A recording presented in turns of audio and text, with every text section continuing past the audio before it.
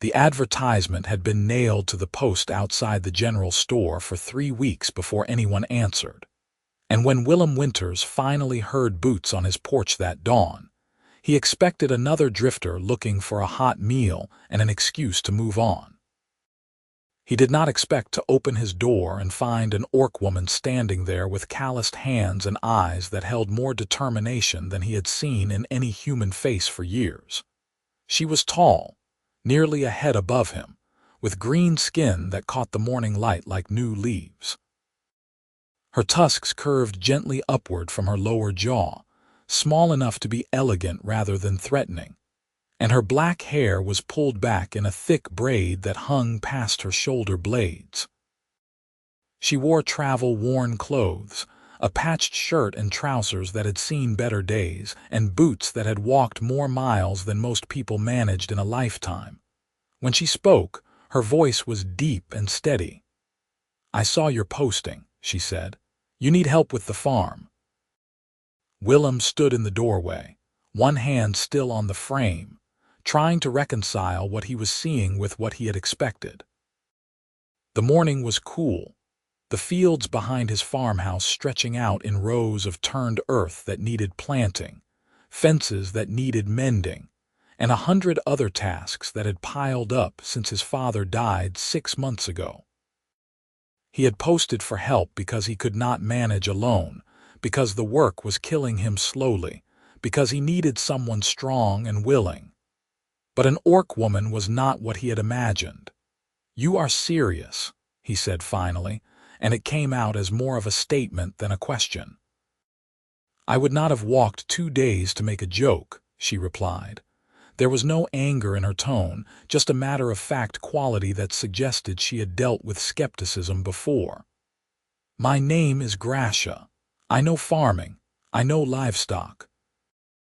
I can work harder than most men you will find, and I will not steal from you or abandon the job halfway through the season." Willem glanced past her to the empty road that wound down from the hills. The nearest town was Millbrook, a small collection of buildings and suspicious minds that barely tolerated him because his family had been there for generations. If he hired an orc, the town would have opinions, loud ones. But the fields would not plant themselves, and the fences would not mend through wishful thinking. "Can you start today?" he asked. Something shifted in her expression, a subtle relaxation around her eyes that might have been relief. "Yes. Wages are room, board, and a silver coin per week. More if the harvest is good. You sleep in the barn loft. I will not have people saying anything improper is happening here." "That is fair."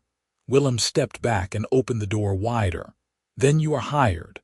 Come inside and I will make breakfast. We have a lot of work ahead of us." Grasha followed him into the farmhouse, ducking slightly to clear the doorframe.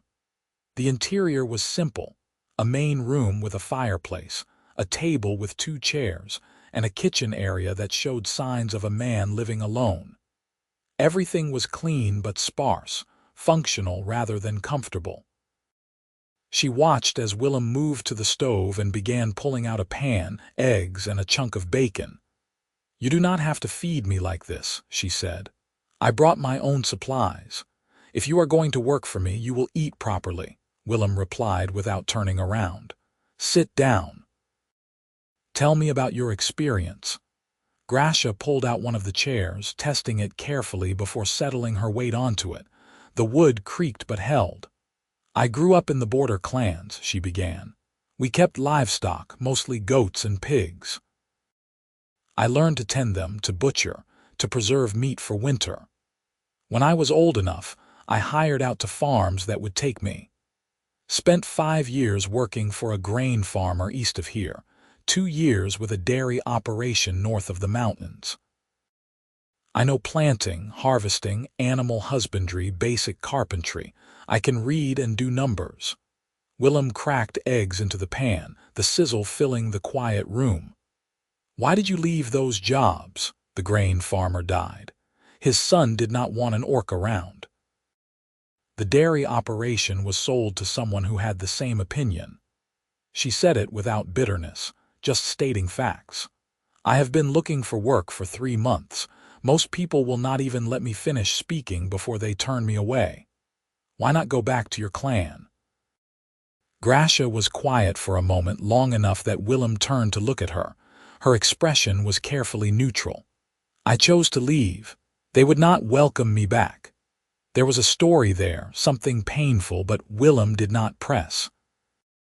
He finished cooking and brought 2 plates to the table, setting one in front of her.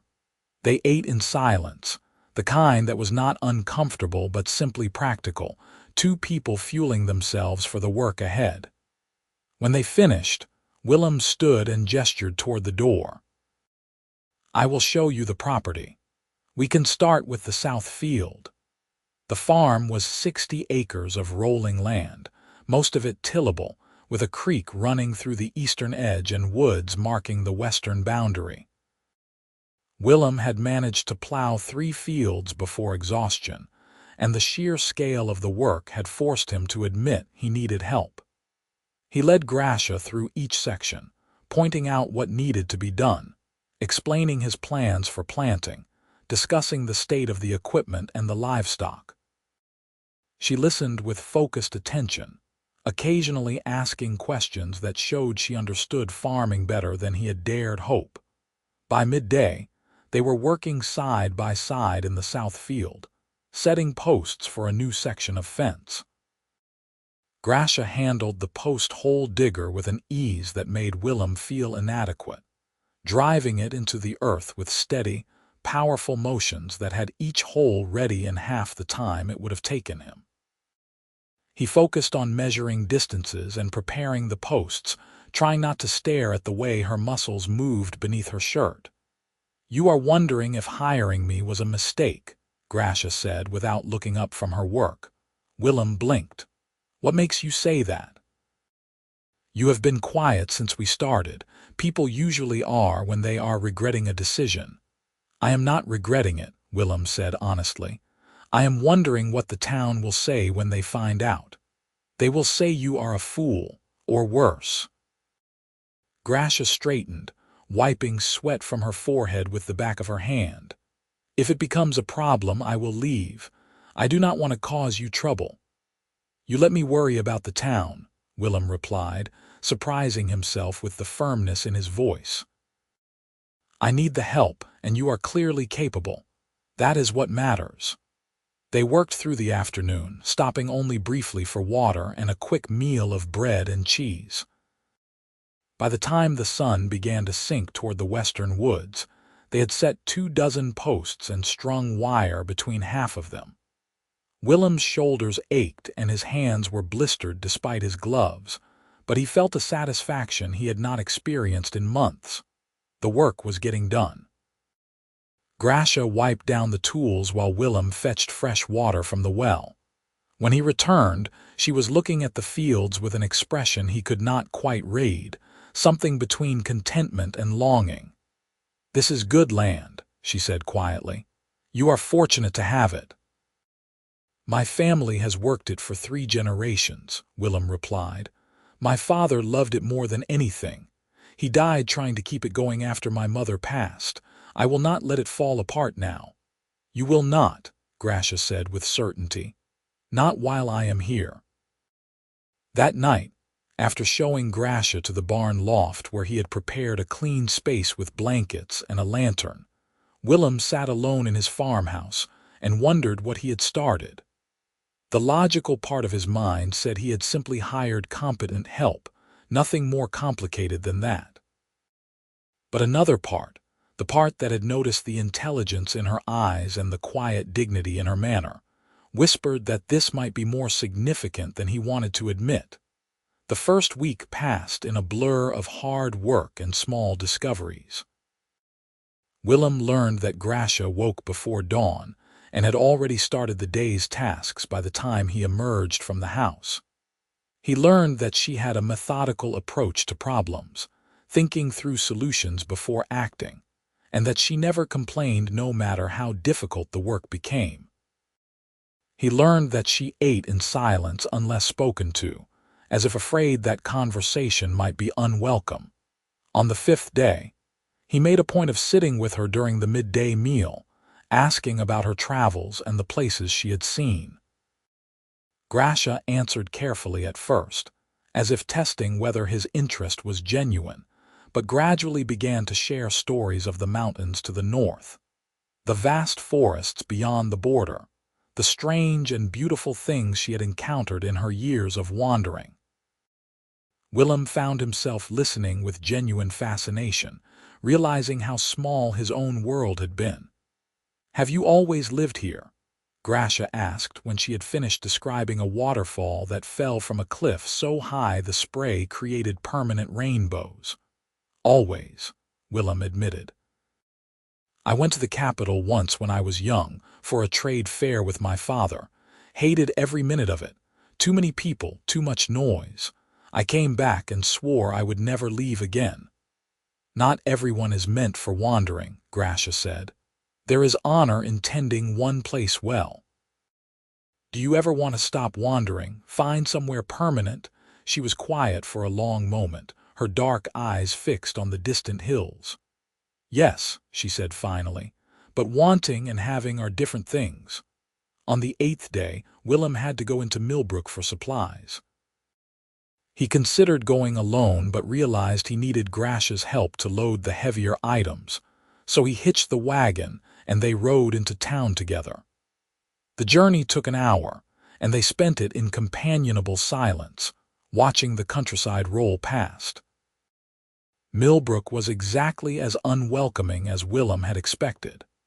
Heads turned as they entered the main street, conversations stopped, and people stared with undisguised hostility.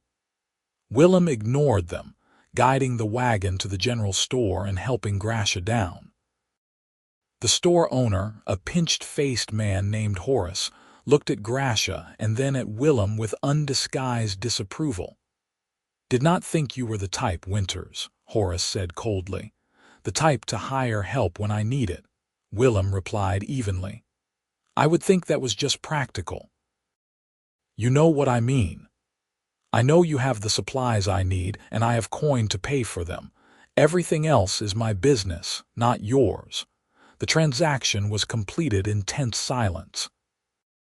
Willem noticed Grasha standing very still, her expression carefully blank, absorbing the hatred without reaction.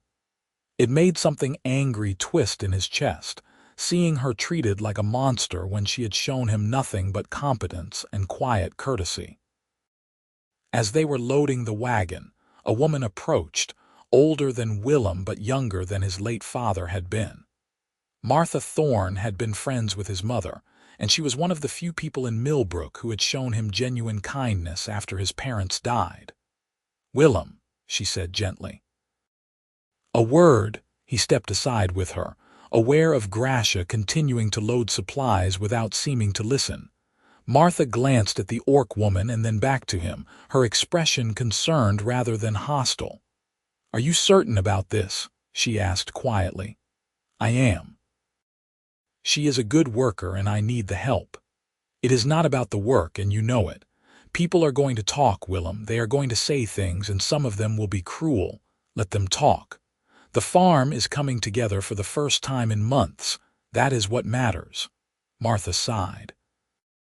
"Your mother would have liked her, I think. She never cared much for what people thought either. Just be careful, Willem. The world is not kind to those who cross certain lines." "I am not crossing any lines. I am running my farm." But even as he said it, Willem knew it was not entirely true. Something was shifting between him and Grasha. Something subtle but present, like the first green shoots appearing in a planted field. He was noticing things he should not notice, like the way she moved with unconscious grace despite her size, or the rare times she smiled and her whole face transformed.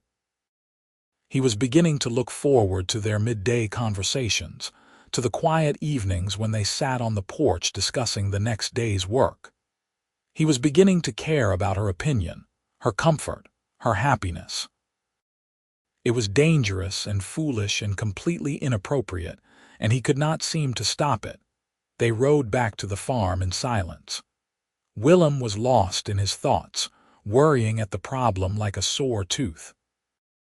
Grasha stared at the road ahead, her posture rigid in a way that suggested she was holding something back. When they finally reached the farm and began unloading, Willem could not stand the tension any longer. "I am sorry," he said abruptly, "for how they treated you." Grasha paused, a sack of grain balanced on her shoulder. "You have nothing to apologize for. I have faced worse."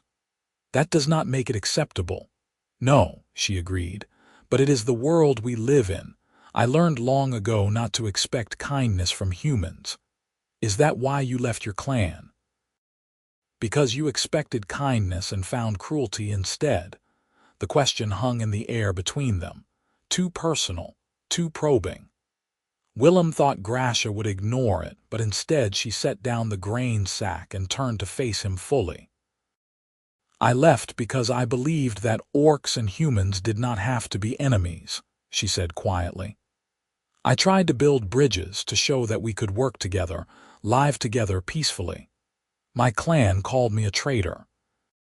They said I had forgotten what it meant to be orc, that I was contaminated by human weakness. So I left before they could cast me out with violence." "I am sorry," Willem said again, meaning it more deeply this time. "It was my choice. I do not regret it, even when the world proves them right more often than I would like." She picked up the grain sack again. "But I have not forgotten what kindness looks like, Willem Winters. You have shown me more in these past days than I have received in years. That matters to me." She walked into the barn before he could respond, leaving Willem standing in the yard with his heart beating harder than physical labor could explain. The weeks passed, and spring deepened into early summer. The fields were planted, neat rows of green pushing up through the dark earth. The fences were mended, the barn roof patched, the livestock healthy and content. The farm was transforming before Willem's eyes, returning to the orderly productivity he remembered from his childhood. And through it all, Grasha was a constant presence, working with tireless dedication, never asking for praise but deserving it constantly. They developed routines and rhythms, learning to anticipate each other's movements and needs.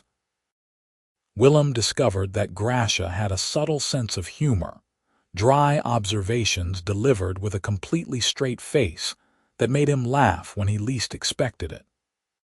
She discovered that Willem liked to sing while he worked, old farming songs his father had taught him. And occasionally she would hum along in harmony, her deeper voice blending with his in a way that made the work feel less like labor and more like partnership. One evening in late June, a storm rolled in from the west, dark clouds boiling across the sky with alarming speed. Willem and Grasha raced to secure the animals and close the shutters before the rain hit. They were drenched by the time they finished, standing in the barn breathing hard and laughing at their sodden state. Lightning flashed outside, followed by thunder that shook the building's frame. "You should go to the house," Grasha said, wringing water from her braid. "Get dry and warm." "So should you. Come inside until the storm passes." She hesitated. "People might see, in this weather, no one with any sense is out."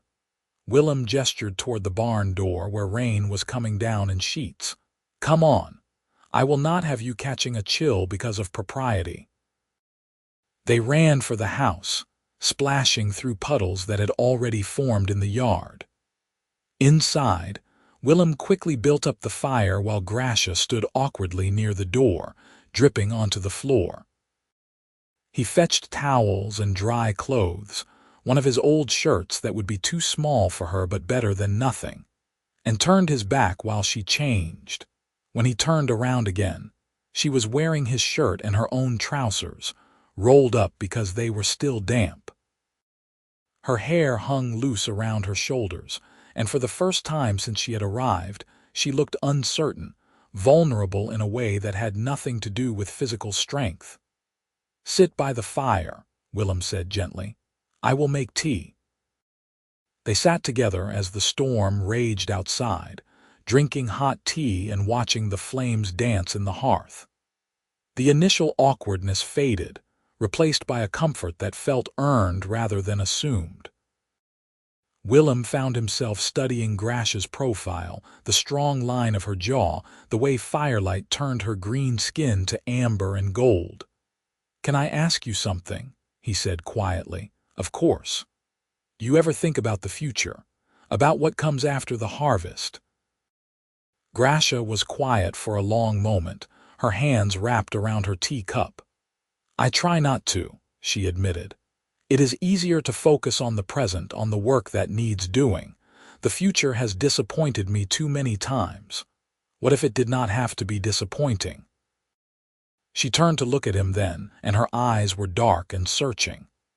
"What are you asking, Willem?" He should have pulled back, made some light comment about keeping her employed for another season. Instead, he found himself leaning forward, closing the space between them. "I am asking if you might want to stay, not just until harvest but longer, permanently." "As your employee, as my partner." The word hung between them, heavy with implication.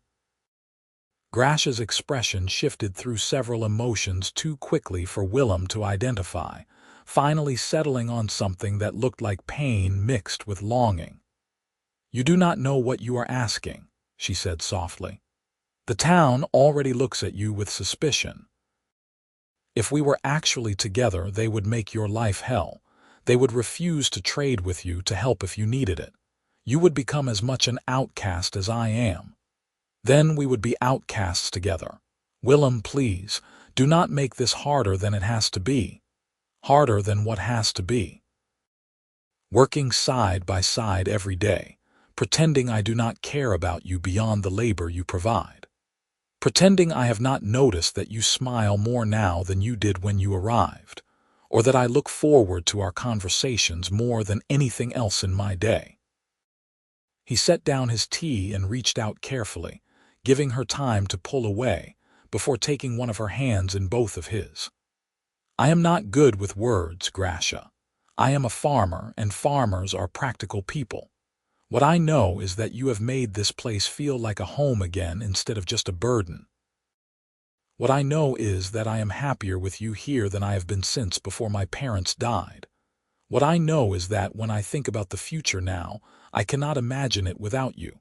Grasha's hand trembled in his. "I am Orc," she whispered. "We could never have a normal life." "I do not want a normal life. I want a good one. I want to wake up knowing that we built something together, that we have each other no matter what the world thinks. Is that something you could want too?" For a long moment she did not answer, and Willem thought he had pushed too far, asked for something impossible. Then Grasha carefully set down her own tea and turned to face him fully, her free hand coming up to touch his face with a gentleness that belied her strength. "I have wanted it since the second week I was here," she said, her voice rough with emotion. "I have been telling myself it was impossible, that I should guard my heart, that letting myself care would only lead to more pain. But Willem, I am tired of running from the possibility of happiness because I am afraid it will be taken away. If you are truly asking, if you truly mean this, then yes. Yes, I want to stay. Yes, I want to be your partner. Yes, I want to build a future with you." Willem felt something tight in his chest finally release. A knot of loneliness and fear that had been there so long he had forgotten it was possible to be without it. He leaned forward and kissed her, a careful press of lips that quickly deepened into something more passionate as Grasha responded with equal fervor. She tasted like tea and rain, and the promise of everything he had not known he was missing. They pulled apart eventually, breathing hard, foreheads resting together. Outside the storm was beginning to fade, the thunder growing more distant. Inside, everything had changed. "The town is going to lose their minds," Willem said with a slightly breathless laugh. "Let them," Grasha replied and kissed him again. The next morning dawned clear and bright. the world washed clean by the storm. Willem woke to find Grasha already up, because her habits did not change even when everything else had. But when he joined her outside, she greeted him with a smile that was new, open and warm in a way she had never allowed herself before. They worked together with a new ease, sometimes pausing to exchange a touch or a kiss, simple affirmations of the decision they had made. It took 3 days for word to spread to Millbrook. Willem was not sure how it happened. Perhaps a traveler on the road had seen them together, or maybe the disapproval of the universe simply demanded that secrets not stay hidden. Regardless, on the 4th day after the storm, a delegation arrived at the farm. There were 5 of them, prominent citizens of Millbrook, led by Horace from the general store. They stood in the yard with expressions of righteous anger while Willem faced them calmly and Grasha stood at his side, silent but unbowed. "We have heard disturbing rumors, Winters," Horace began without preamble. "We have heard that you have taken up with this creature, that you are living in sin with a monster." "What I do on my own land is my business," Willem replied evenly. "And Grasha is not a monster. She is a woman I care about deeply. She is an orc. They are savages, barely better than animals. Whatever you think you feel, it is unnatural and wrong." Willem felt Grasha stiffen beside him, and he reached out to take her hand, lacing their fingers together. "The only thing unnatural here is your hatred. Grasha has worked harder than anyone in this town would have. She has helped me save this farm from ruin, and she has shown me more kindness and understanding than any of you have offered since my parents died. If that makes her a monster in your eyes, then your eyes are blind." "You will be shunned," another man spoke up, the blacksmith whose name Willem could not remember. "No one in Millbrook will trade with you, sell to you, or offer aid if you need it. You will be cut off completely." "Then I will trade elsewhere. The world is bigger than Millbrook." "You are making a terrible mistake," Horace said, but there was something in his voice that sounded almost like pleading. "Your parents were good people, respected in the community. They would be ashamed to see you throw away your reputation for this." That struck a nerve, and Willem felt anger flare hot in his chest. "My parents taught me to judge people by their character and their actions, not by the color of their skin or the shape of their face. They taught me that kindness matters more than tradition, and that love is something to be cherished, not condemned. If they were here, they would welcome Grasha with open arms, because that is who they were. Do not dare invoke their memory to justify your prejudice." The delegation left shortly after, their threats and warnings falling on deaf ears. Willem watched them go with a mixture of relief and trepidation. He had burned bridges today, chosen a path that would make his life significantly harder. But when he looked at Grasha, saw the way she was looking at him with gratitude and love and fierce pride, he knew he had made the right choice. "You did not have to defend me so strongly," she said quietly after the men had disappeared down the road. "Yes, I did. You are mine to defend now, just as I am yours. That is what partnership means." Grasha pulled him close, holding him tightly. "I will make sure you never regret this," she promised against his hair. "I already know I will not." The shunning was immediate and absolute. When Willem went to Millbrook the following week, every shop was closed to him, every friendly face turned away. It was as if he had ceased to exist in the eyes of the community that had known him all his life.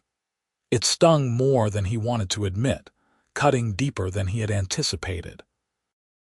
But he held his head high, loaded his wagon with supplies purchased from a trader on the road, and returned home to Grasha, and the farm that was beginning to feel like a sanctuary.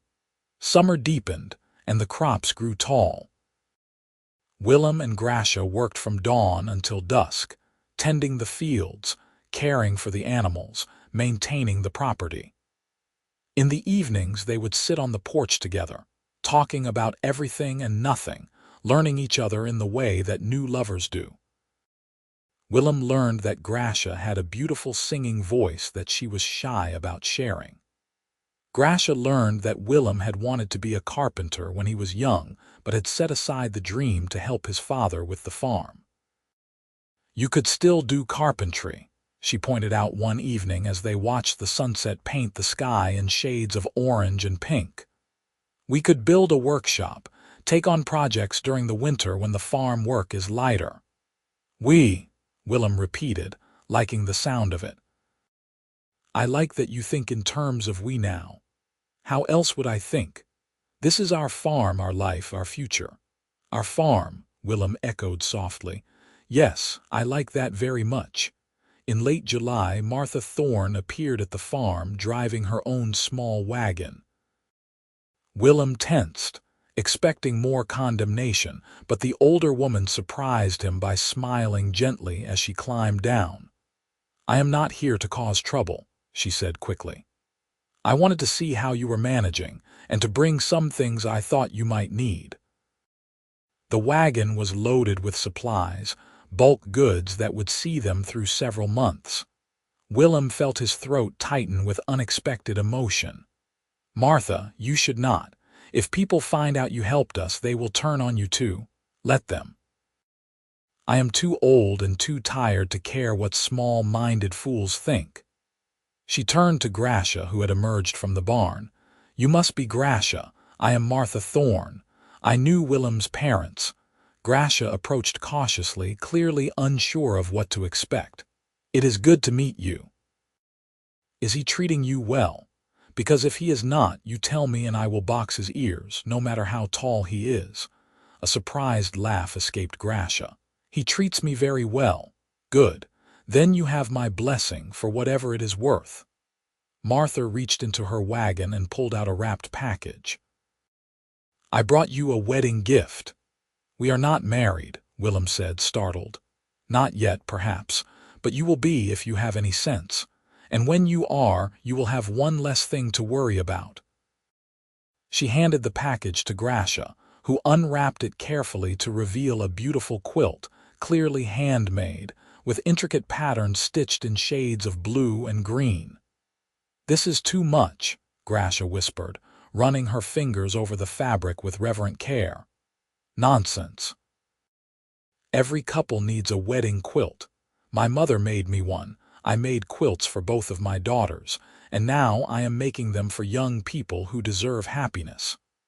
Martha reached out and squeezed Grasha's hand briefly. "Welcome to the family, dear. I know it is a small and somewhat dysfunctional family at the moment, but it is yours if you want it." After Martha left, Grasha stood holding the quilt with tears running down her face. Willem wrapped his arms around her from behind, resting his chin on her shoulder. "Are you all right?" he asked gently. "She called me family," Grasha said, her voice thick with emotion. "I have not had family in so long, Willem. I had forgotten what it felt like to be claimed by someone, to belong. You belong here. You belong with me. And if you are willing, I would like to make what Martha said come true." Grasha turned in his arms. "What do you mean?" Willem took a deep breath, suddenly nervous in a way he had not been even when facing down the delegation from Millbrook. "Marry me, Grasha. Not because Martha expects it, or because the town would condemn us less if we had official vows, though they would not. Marry me because I love you, because I cannot imagine my life without you, because I want to stand in front of whatever witnesses we can find and pledge myself to you for the rest of my days. We cannot marry in Millbrook. No one would perform the ceremony. Then we will go elsewhere. There has to be someone somewhere who will see us as two people who love each other instead of a scandal waiting to happen." Grasha cupped his face in her hands, her tusks catching the late afternoon light. "Yes," she said simply. "Yes, I will marry you, Willem Winters. I will stand beside you and pledge my life to yours, and I will do it proudly." They kissed there in the yard, holding Martha's quilt between them like a promise. Finding someone to perform the marriage proved challenging but not impossible. Willem made inquiries carefully, traveling to towns farther from Millbrook, places where his family name meant nothing and his choice of bride raised eyebrows but not outright hostility. In the end, it was a circuit preacher, an old man who had traveled the frontier for decades and seen enough of the world to have perspective on what truly mattered, who agreed to marry them. "I have seen humans and orcs slaughter each other over land disputes and old grudges," the preacher told them when they met in a small chapel 2 days' ride from the farm. "I have seen cruelty and hatred that would break your heart. But I have also seen moments of grace, times when people chose love over fear, understanding over tradition. If you two are choosing each other, if you are committing to build something together in defiance of all the voices telling you it is impossible, then I will be honored to witness those vows." They married on a warm August morning with Martha Thorne as their witness. Willem wore his father's best shirt, carefully mended and pressed. Grasha wore a simple dress that Martha had helped her make, pale green fabric that complemented her skin. She had woven flowers into her braid, small white blooms that Willem had picked from the meadow near their farm. The ceremony was short and simple. They spoke the traditional vows, promising to love and honor each other through all the seasons of life, and exchanged rings that Willem had commissioned from a metalworker in a distant town, simple bands of silver that fit perfectly. When the preacher pronounced them married and told Willem he could kiss his bride, Grasha pulled him close and kissed him with a passion that made Martha laugh and the old preacher smile. "Go forth and build your life together," the preacher said as he blessed them. "And do not let the world convince you that what you have found is anything less than sacred." They stayed in the town for one night, in a small inn where the owner was too focused on their coin to care about their species. In the morning they traveled back to the farm, the wagon loaded with supplies and their hearts full of hope.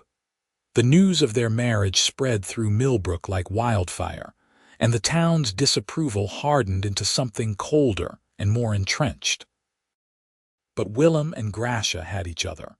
They had their farm, and they had Martha, who visited regularly and brought news of the outside world along with her continuing friendship. Harvest season arrived with September's cooler temperatures. The crops were abundant, the result of good weather and hard work and Grasha's skilled management.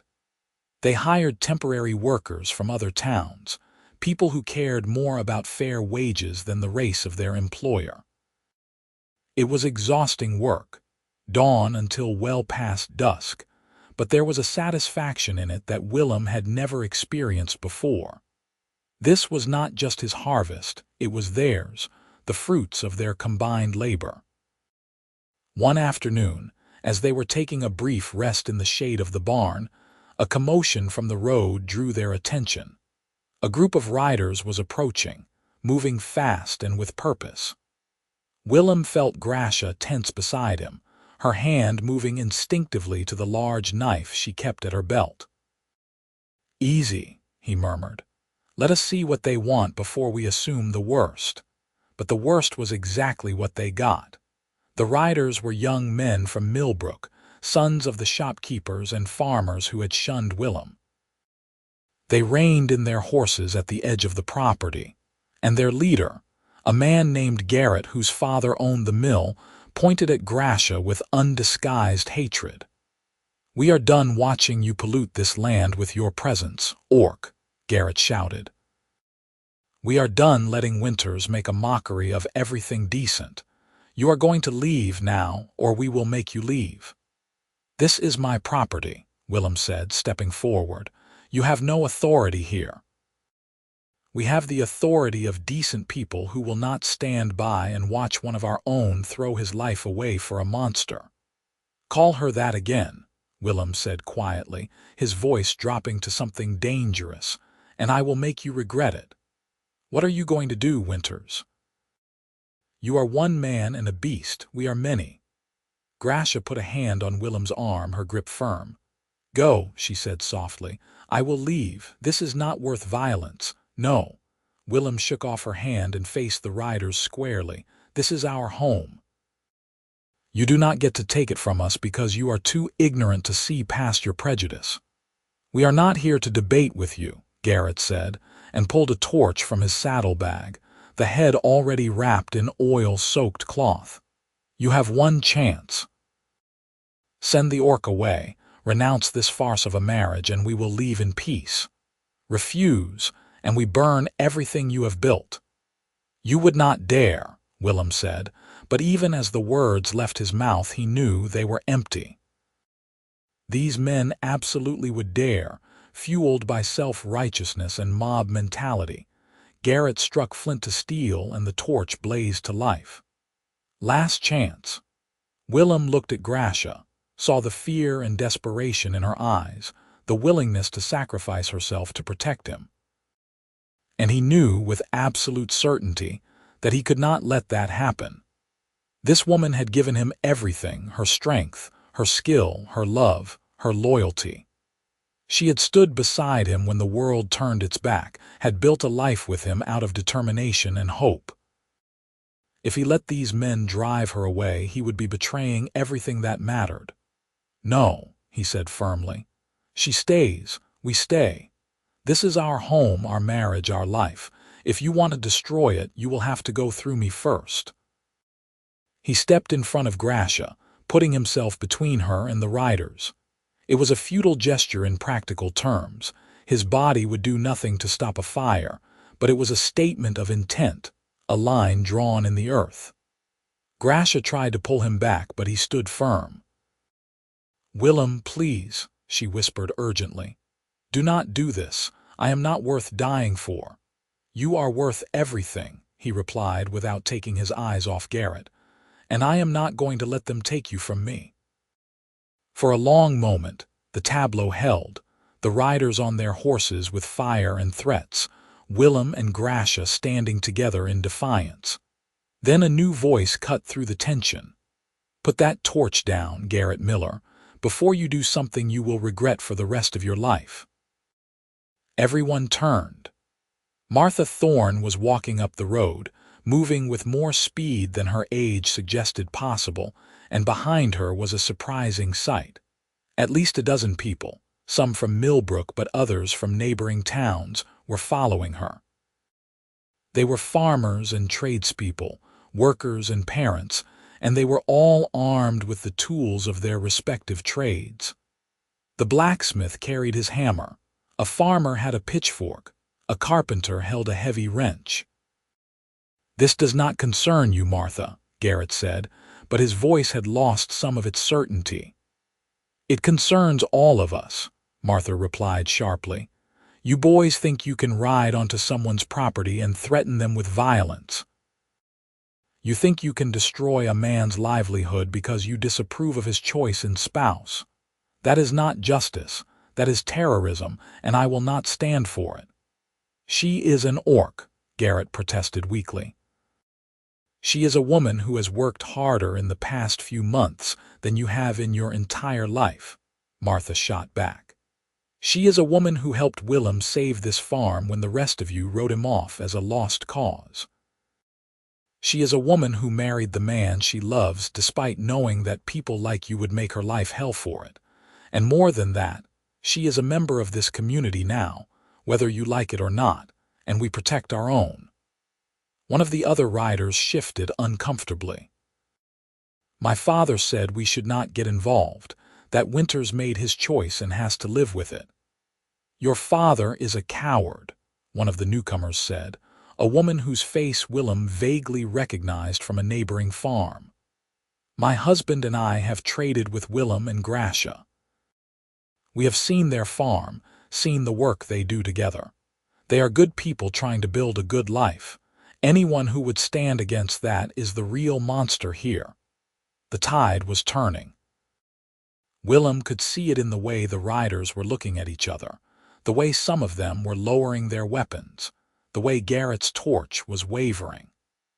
The mob mentality that had brought them here was breaking apart in the face of opposition from people they knew and respected. "This is not over," Garrett said, but it was a hollow threat. He threw the torch into the dirt where it guttered and went out and wheeled his horse around. The other riders followed, some looking ashamed, others still angry but unwilling to fight against the larger group. As the sound of hoofbeats faded, Willem felt his legs go weak. He would have fallen if Grasha had not caught him, her strong arms wrapping around his waist to hold him upright. Martha hurried over, her face creased with concern. "Are you all right, son?"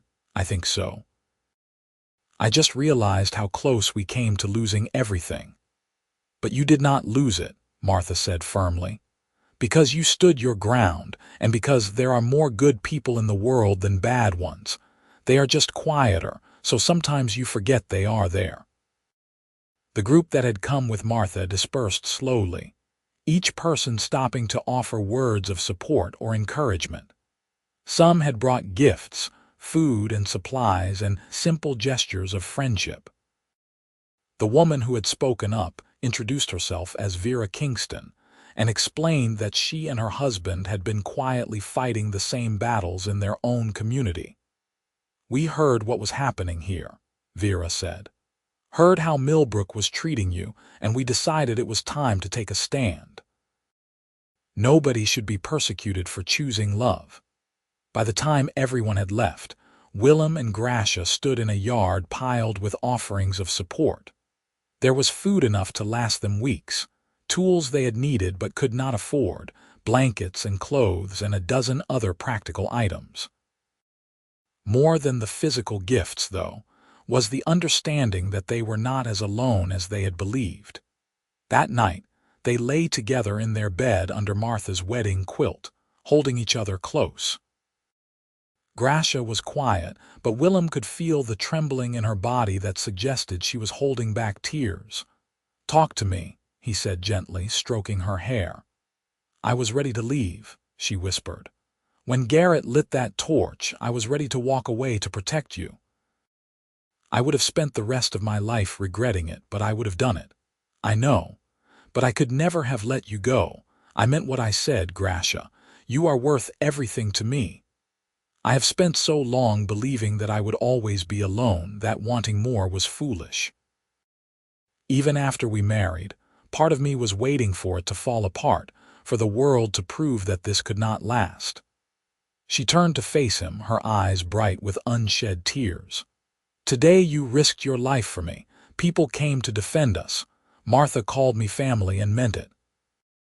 I do not know how to hold all of this, Willem. I do not know how to believe that it is real." "It is real," Willem said, kissing her forehead, her cheeks, her lips. "This is our life, and it is real, and it is good. Whatever comes next, we will face it together." Grasha finally let herself cry, tears of relief and joy and overwhelming emotion soaking into Willem's shirt. He held her through it, whispering reassurances and love, until she finally quieted and fell asleep in his arms. The harvest continued, and this time there were willing hands to help. Vera and her husband came, bringing their grown children. Martha organized a harvest party, the kind of community event that Millbrook had once thrown for Willem's father, but had not offered in years. People came from surrounding areas, drawn by curiosity or friendship or simple neighborly duty. They worked the fields together, gathering the crops in record time, and when the work was done, they shared a feast in the yard. Grasha moved through the gathering with cautious wonder, still not entirely comfortable being the center of attention, but gradually relaxing, as people engaged her in genuine conversation. A young boy asked her about her tusks, and instead of being offended, she knelt down and explained how orc children grew them, showing him the careful way she kept them filed smooth so they would not snag on things. His mother thanked her with tears in her eyes for being patient with his curiosity. As the sun set and people began to leave, Willem stood on his porch watching Grasha say goodbye to the last of the guests. She was smiling, a real open smile that transformed her entire face, and she was laughing at something Vera had said. She looked happy. She looked like she belonged. Martha appeared at his elbow, following his gaze. "You did good, Willem. I just loved her. The rest of the world did the hard part. Do not sell yourself short. It takes courage to love someone when the world tells you not to. You chose her every day, and that choice changed things." Martha patted his arm. "Your parents would be proud of you. I know I am." After everyone had gone and the farm was quiet again, Willem and Grasha walked through the harvested fields together, looking at what they had accomplished. The grain was stored, the vegetables preserved, the accounts balanced. It had been the best harvest the farm had seen in a decade, and it was entirely due to their combined efforts. "We did it," Grasha said softly. "We actually did it. We did. And now the town is calling you the boss." Grasha laughed, surprised. "What?" "I heard them talking. They were saying that it is clear who really runs this operation, that I never could have managed this kind of harvest alone, that you have transformed the place. They are calling you the boss, and they mean it with respect." "I am not the boss. We are partners. We are. But it is nice that they recognize your contribution, that they see you for who you really are." Grasha was quiet for a moment, then turned to face him fully. "Do you know what the best part of all of this is? It is not the successful harvest, though that is wonderful. It is not even that people are starting to accept us, though that means more than I can say. The best part is that I get to share it all with you. Every triumph, every challenge, every ordinary moment. I get to wake up next to you every morning and fall asleep beside you every night. I get to build a life that is ours together. That is worth more than all the acceptance in the world." Willem pulled her close, breathing in the scent of her, earth and growing things and the faint sweetness of the flowers she still sometimes wore in her hair. "I love you," he said simply. "I will love you until the day I die, and probably beyond that if there is any justice in the universe." "I love you too," Grasha replied. "My partner, my husband, my home." They stood there in the gathering darkness, two figures wrapped in each other's arms in the middle of a field they had planted and tended and harvested together. Above them, stars were beginning to appear, small points of light in the vast darkness. And around them, the farm stretched out in peaceful silence, a testament to what could be built when two people chose love over fear, partnership over prejudice, hope over the easy comfort of tradition. The following spring brought new challenges and new opportunities. Willem and Grasha expanded their operation, adding a second barn and purchasing more livestock. The carpentry workshop that Grasha had suggested became a reality, a sturdy building where Willem could pursue his old dream during the slower winter months. His furniture quickly gained a reputation for quality, and people traveled from distant towns to commission pieces. Grasha proved to have a talent for animal husbandry, particularly with horses. She gentled wild-caught yearlings with patience and skill, training them to saddle and harness in half the time it took most trainers. Word spread, and soon she had more work than she could manage, people bringing their difficult horses to her with desperate hope, and leaving with well-mannered mounts. The farm prospered beyond anything Willem had imagined possible. But more importantly, they prospered as a couple. They learned each other's rhythms and moods, learned when to push and when to give space, learned the thousand small compromises and considerations that make a marriage work. They argued occasionally, usually about trivial things like whether to plant the north field in wheat or barley, and always made up quickly, neither willing to let the sun set on anger. Martha remained a constant presence, a bridge between them and the wider community.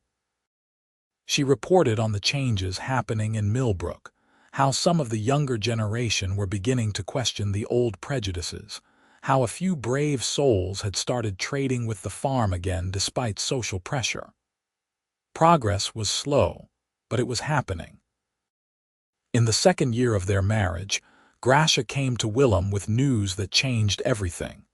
They were sitting on the porch on a warm June evening, watching fireflies dance over the meadow, when she took his hand and placed it on her stomach. "There is a life growing here," she said quietly. "Our child."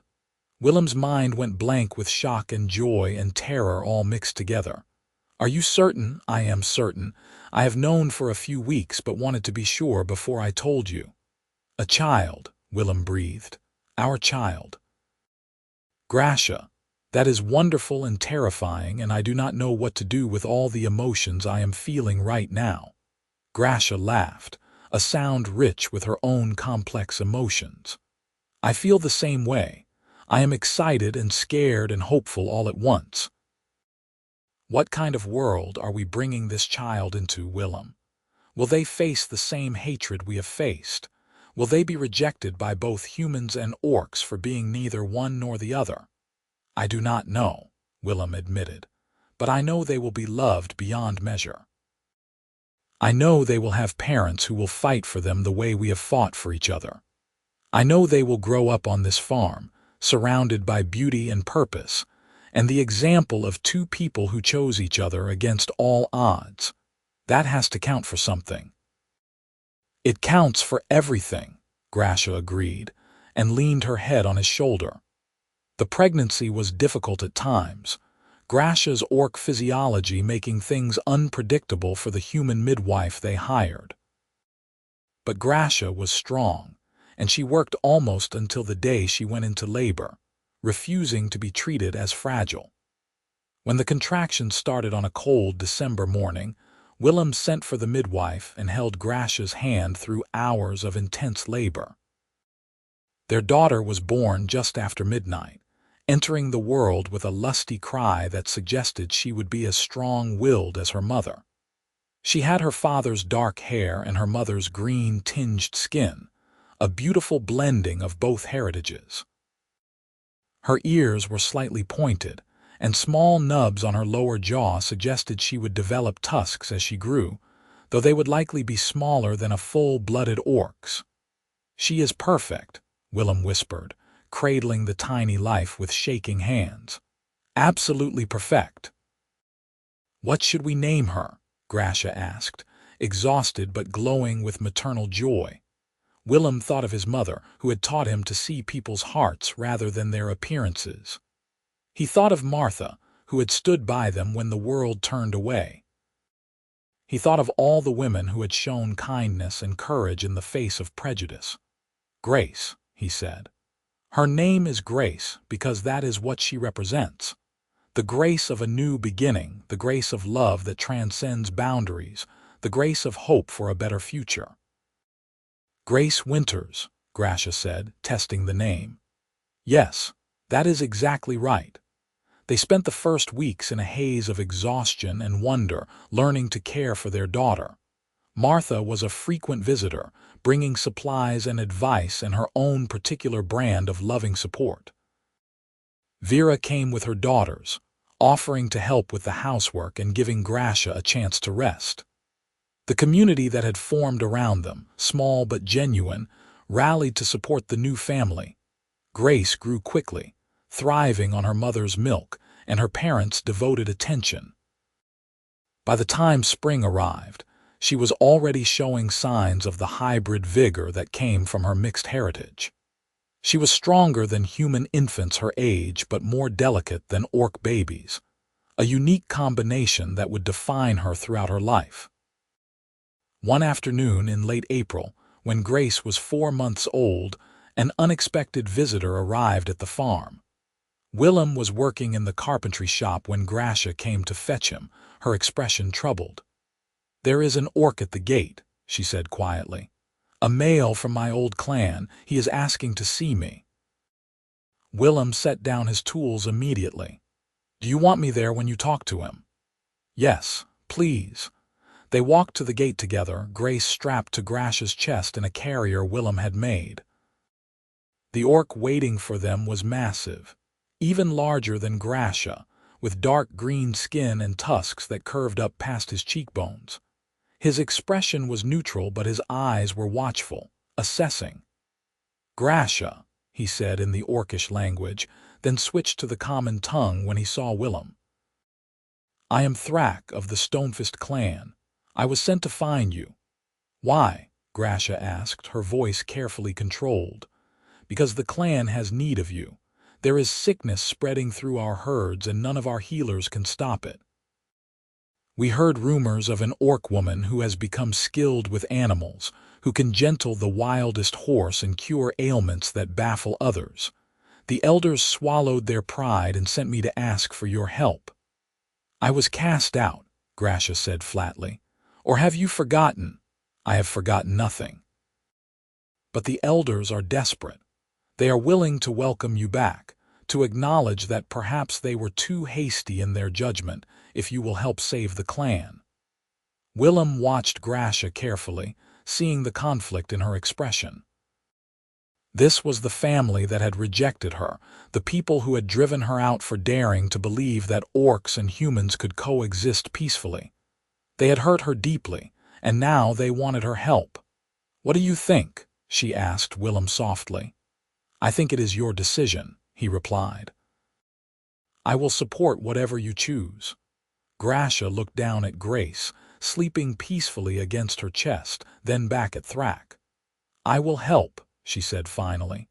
"Not because I want to rejoin the clan, not because I forgive what was done to me, but because there are innocent animals suffering and I have the knowledge to help them.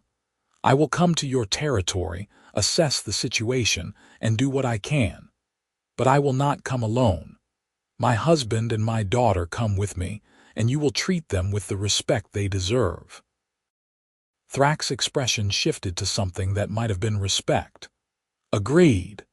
The elders will not like it, but I will ensure your family is safe." They prepared quickly, packing supplies and medicines, settling arrangements for the farm with Martha and Vera. The journey to the orc territories took 3 days, traveling into the hills where few humans ventured. Willem had never been this far from home, and he found himself fascinated by the changing landscape, the way the trees grew taller and the air grew thinner. The orc settlement was larger than he had expected, a collection of sturdy buildings built into the hillside with interconnecting paths and communal spaces. As they approached, orcs emerged from their homes to stare at the unusual sight. Grasha returning after years away, accompanied by a human man and carrying a half-orc baby. The elders greeted them with stiff formality, clearly uncomfortable but too desperate to turn them away. Grasha listened to their description of the illness affecting the herds, asked pointed questions, and then went immediately to examine the animals. Willem followed, carrying Grace and watching as his wife transformed into a focused professional. The diagnosis was swift and confident.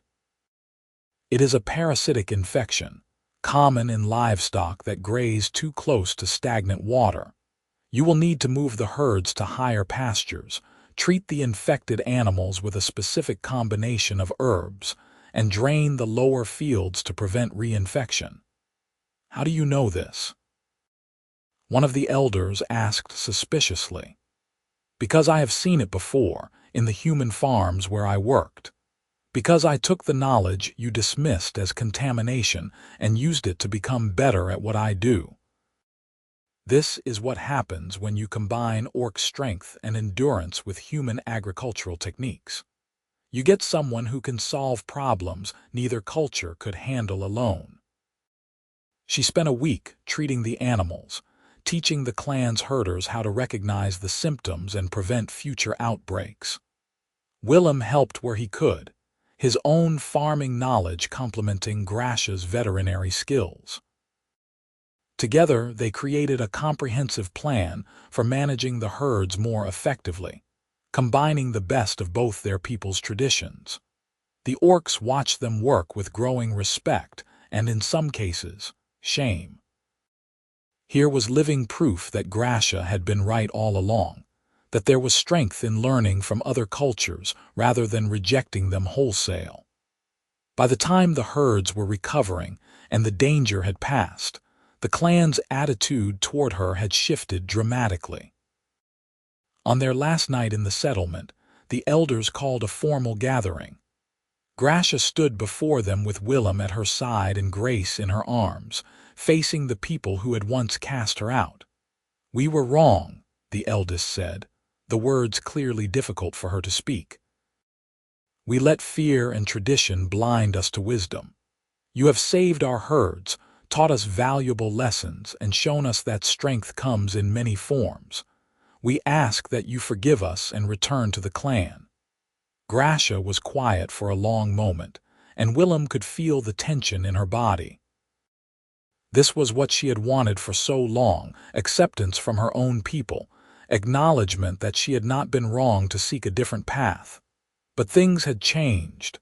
She had changed. "I thank you for your apology," Grasha said finally. "It means more than you might realize. But I cannot return to the clan, not in the way you are asking. My home is with Willem now, on our farm, building our life together. That is where I belong." "You would choose humans over your own people?" another elder asked, not with anger but with genuine confusion. "I choose love over fear, possibility over tradition, and partnership over prejudice. That is what I have always chosen, and it is what led me to the life I have now. I will always be orc. That is in my blood and my bones. But I am also a farmer's wife, a mother, and a member of a community that values what I can do rather than what I am. I will not give that up." She turned to Thrak, who had been standing silently at the edge of the gathering. "But I will offer this. I will come when you need me. If there are sick animals, if there are problems I can help solve, send word and I will come. I will share my knowledge freely, and perhaps in time, this can be the beginning of true understanding between our peoples." "That is more than we deserve," the eldest said quietly.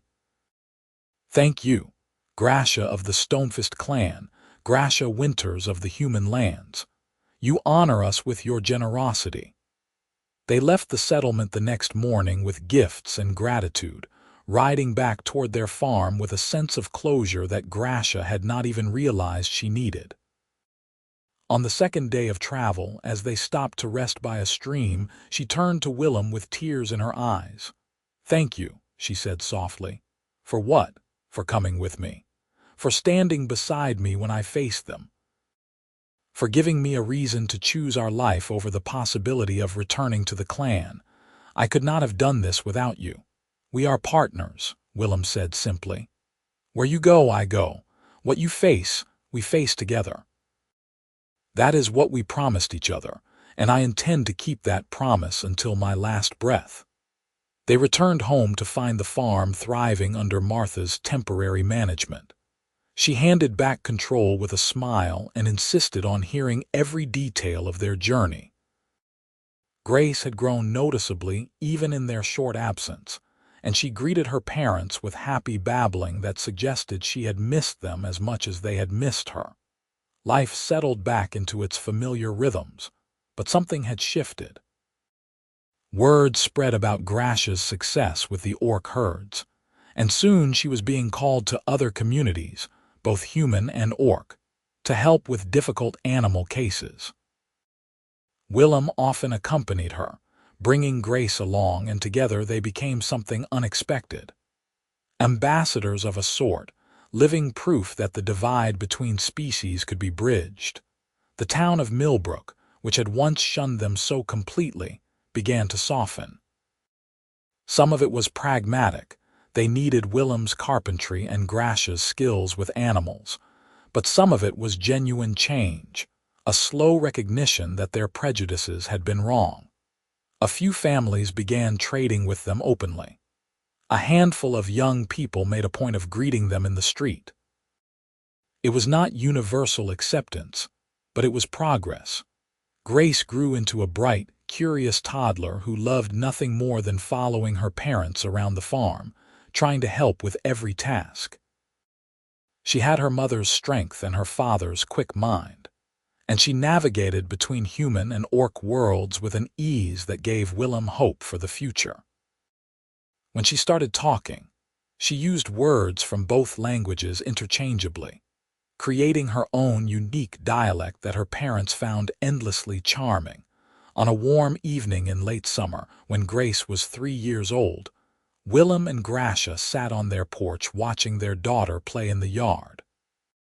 She was chasing fireflies, her laughter ringing out clear and pure in the growing darkness. The farm stretched around them, prosperous and beautiful, the fruit of years of hard work and partnership. "Do you ever regret it?" Willem asked suddenly. "Choosing this life, dealing with all the hardship that came with it." Grasha reached over and took his hand, lacing their fingers together in the familiar gesture that had become second nature over the years. "Not for a single moment," she said. "Every difficulty we faced, every obstacle we overcame, it brought us here. To this farm, to our daughter, to a life that is richer and fuller than I ever imagined possible. I would walk through fire for this, Willem. I would face down 100 hostile mobs and 1,000 disapproving faces, because at the end of it all, I get to come home to you." "I feel the same way," Willem said, his throat tight with emotion. "When I posted that advertisement, I was just looking for someone to help with the farm work. I never imagined I would find a partner, a wife, a love that would transform everything I thought I knew about the world. You made me braver, Grasha. You made me better." "We made each other better," Grasha corrected gently. "That is what love does when it is real and true and strong enough to weather the storms." Grace ran over to them, her small hands cupped around something precious. "Look," she exclaimed, opening her palms to reveal a firefly, its light pulsing gently. "I caught one." "That is wonderful, sweetheart," Grasha said, kissing the top of her daughter's head. "Now let it go so it can fly free." Grace opened her hands and the firefly drifted upward, joining its companions in their dance above the meadow. She watched it go with satisfaction, then climbed into her father's lap, settling against his chest with a contented sigh. "Tell me a story," she demanded, as she did every evening. "What kind of story?" Willem asked, wrapping his arms around her small body. "Tell me how you and Mama met." "That is my favorite." Willem glanced at Grasha, who smiled and nodded. It was indeed her favorite story, the one Grace never tired of hearing. So Willem began, his voice soft in the gathering night. "Once upon a time, there was a farmer who needed help. He posted an advertisement, hoping someone would answer.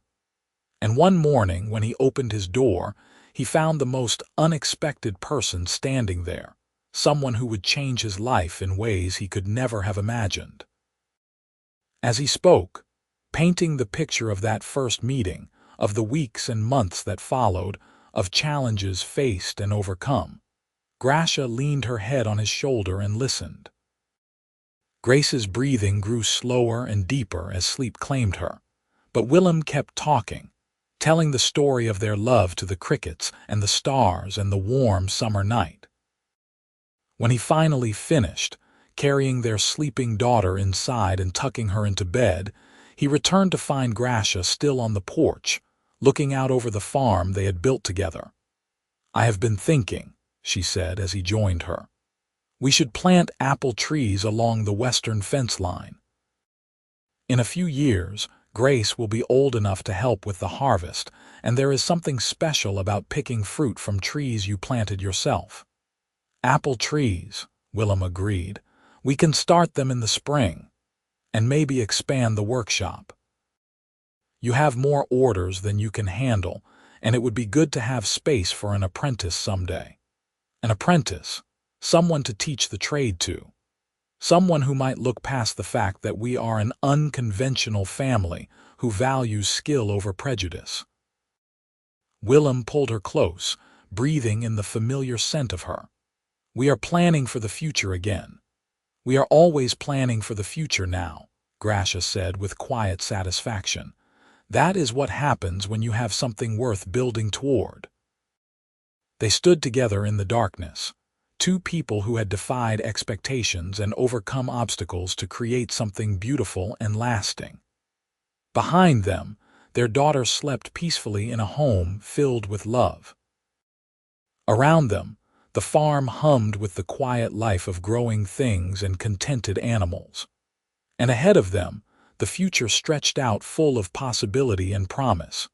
Years passed, measured in seasons and harvests, in Grace's growth and the farm's expansion.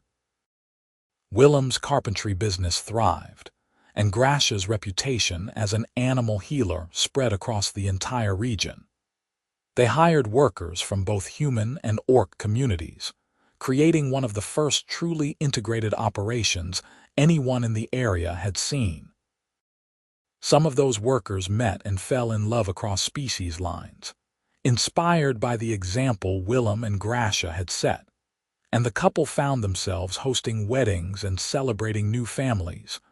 Millbrook, slowly but surely, began to change. The younger generation, who had grown up seeing Grace play in the streets on market days and watching Willem and Grasha work side by side in obvious partnership, questioned the old prejudices more openly. A few brave souls spoke out against discrimination. When Horace died and his son took over the general store, one of the first things he did was publicly apologize to Willem and Grasha for his father's treatment of them and welcome their business. It was not a complete transformation. There were still those who clung to the old ways, who muttered about the corruption of human bloodlines or the danger of trusting orcs. But they were becoming the minority, their voices growing quieter as more and more people chose acceptance over fear. On the 10th anniversary of the day Grasha had first arrived at the farm, Willem surprised her with a gift. He led her out to the western fence line, where she had suggested planting apple trees all those years ago, and showed her what he had been working on in secret for months. The trees had grown tall and strong, their branches heavy with fruit. But at the center of the small orchard stood a gazebo, beautifully crafted from wood Willem had selected and shaped with his own hands.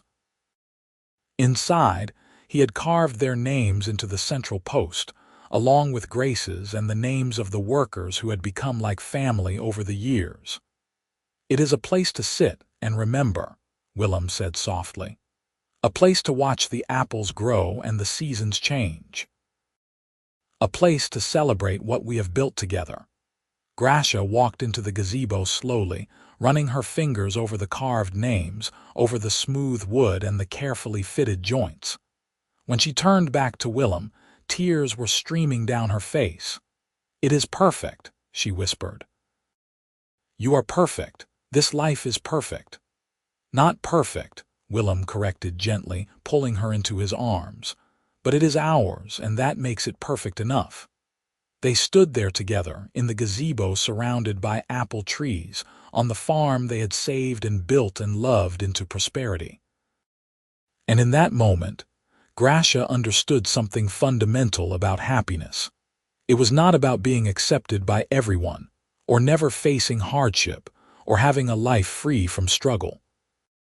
It was about finding someone who would stand with you through all of it, who would choose you every day, who would build a future with you brick by brick and seed by seed. She had come to this farm desperate and alone, expecting nothing more than a season's work and a place to rest. She had found a home, a partner, a daughter, and a purpose that filled her soul with joy. She had found love that transcended every boundary the world tried to impose, and in doing so, she had helped change that world one person at a time. The sun was setting, painting the sky in brilliant shades of orange and gold. Grace came running from the house, older now but still filled with the same boundless energy, calling out that dinner was ready. Willem and Grasha walked back together, hand in hand, with their daughter dancing ahead of them. Behind them, the apple trees swayed gently in the evening breeze, their fruit ripe and ready for harvest. The farm spread out in neat, productive rows, every field and fence a testament to years of partnership and dedication. And above them, the first stars were appearing in the darkening sky, witnessing the continuation of a love story that had started with a simple advertisement and grown into something that would echo through generations. This was their life, hard-won and deeply cherished, built on foundations of mutual respect and unwavering commitment. This was what they had fought for, worked for, and chosen every single day since that morning when an orc woman had answered a farmer's call for help and changed both their lives forever. And it was good. It was more than good. It was everything.